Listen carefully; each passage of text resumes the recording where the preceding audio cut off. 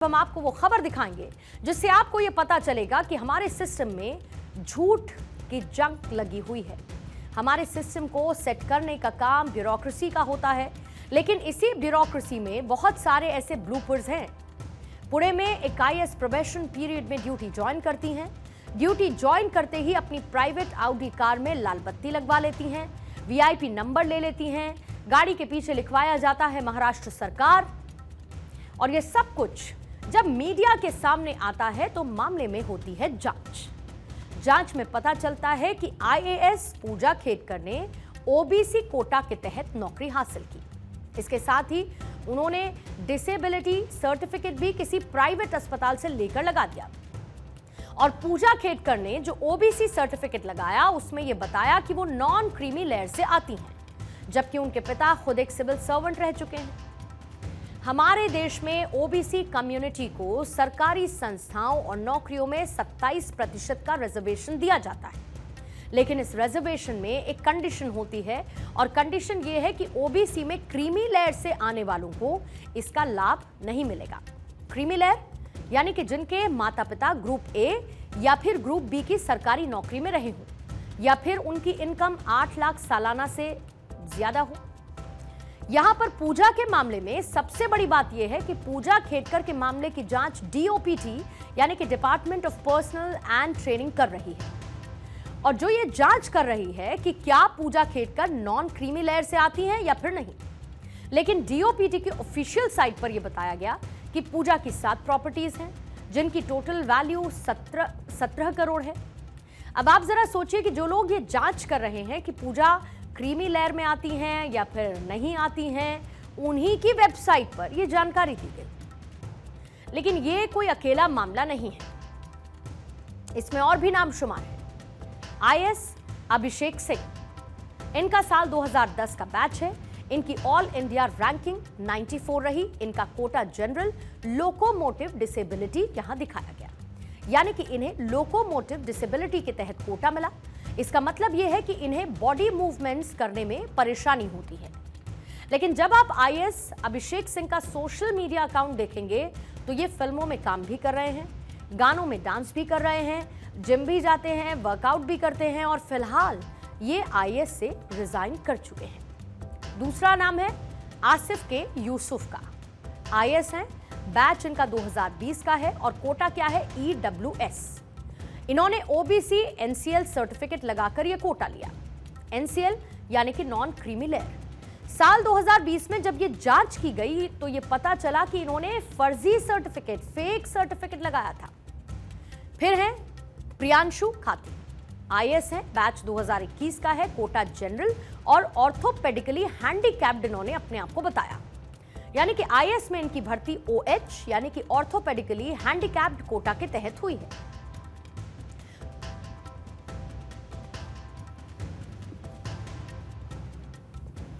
Orthopaedically handicapped मतलब ये कि वो फिजिकल एक्टिविटी नहीं कर सकते। लेकिन जरा इनका ये सोशल मीडिया पोस्ट बहुत ध्यान से देखिएगा। ये समुद्र की लहरों के बीच मौज मस्ती करते हुए, एंजॉय करते हुए नजर आते हैं, लेकिन इनकी दी गई जानकारी के मुताबिक और लगाए गए सर्टिफिकेट के मुताबिक ये ऑर्थोपेडिकली हैंडीकैप्ड हैं।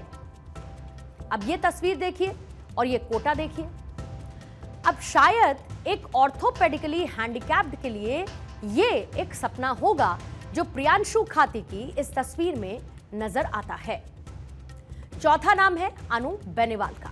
आईपीएस है, कोटा इन्होंने लगाया ईडब्ल्यूएस, यानी कि इन्होंने भी ईडब्ल्यूएस यानी कि इकोनॉमिक वीकर सेक्शन के तहत कोटा लिया और आईपीएस बन गई।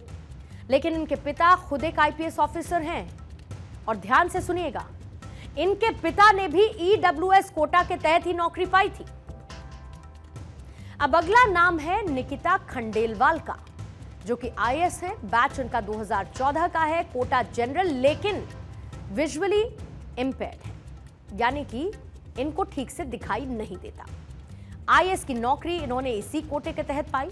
लेकिन जो वीडियो इस वक्त मैं आपको दिखा रही हूं वो बिना किसी चश्मे के अपना ड्राइविंग टेस्ट दे रही हैं। लेकिन कोटा क्या है? Visually impaired. अगला नाम आता है एन उमा हराथी का। साल 2022 की ये आईएएस ऑफिसर हैं और इन्होंने ओबीसी नॉन क्रीमी लेयर के कोटे के तहत नौकरी पाई। लेकिन जरा इनके आप इंस्टाग्राम हैंडल को ओपन करेंगे तो सबसे पहली तस्वीर इनके पिताजी के साथ मिलेगी। इनके पिता 8 लाख सालाना से कम कमाने वाले कोई लोअर मिडिल क्लास नहीं, बल्कि वो खुद एक आईपीएस ऑफिसर हैं।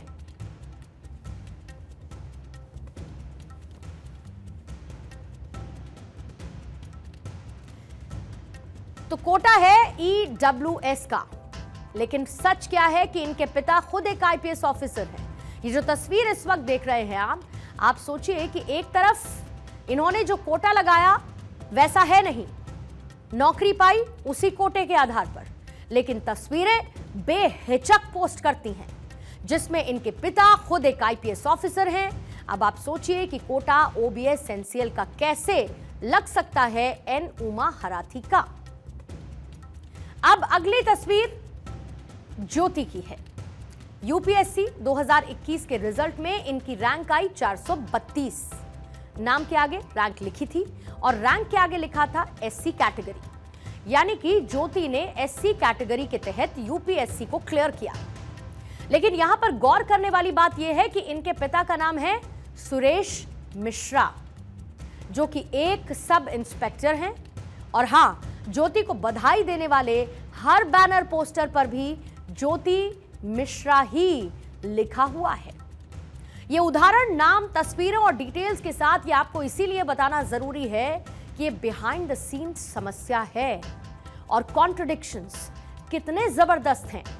जो बताया गया वो है नहीं, जो दिखाया गया वैसा है नहीं, और यही है पूरा का पूरा घालमेल, जिसमें 1, 2, 3, 4, 5 नहीं, ऐसे कई नाम शामिल हैं जो यहां पर सेवा दे रहे हैं, लेकिन वो सेवा करने का मौका उनको जिस आधार पर, जिस सर्टिफिकेट के तहत मिला, वो सरासर गलत और झूठ नजर आता है।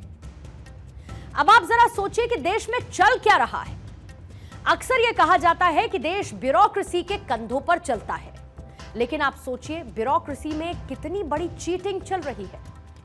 साल 2015 से 2019 के बीच सरकार के पास आईएएस आईपीएस के खिलाफ भ्रष्टाचार की शिकायतों के कुल 2500 केसेस आए, लेकिन इनमें से सिर्फ 2 ही कन्विक्ट हुए।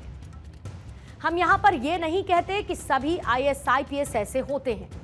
हमारे देश के निर्माण में कई ब्यूरोक्रेसीज का बड़ा रोल रहा है, योगदान रहा है, लेकिन कुछ मामलों से ऐसा लगता है कि इस विभाग में बिहाइंड द सीन बहुत कुछ चल रहा है और उस बहुत कुछ को आइडेंटिफाई करके एक्शन लेने की जरूरत है, और तभी ब्यूरोक्रेसी नीट एंड क्लीन नजर आएगी।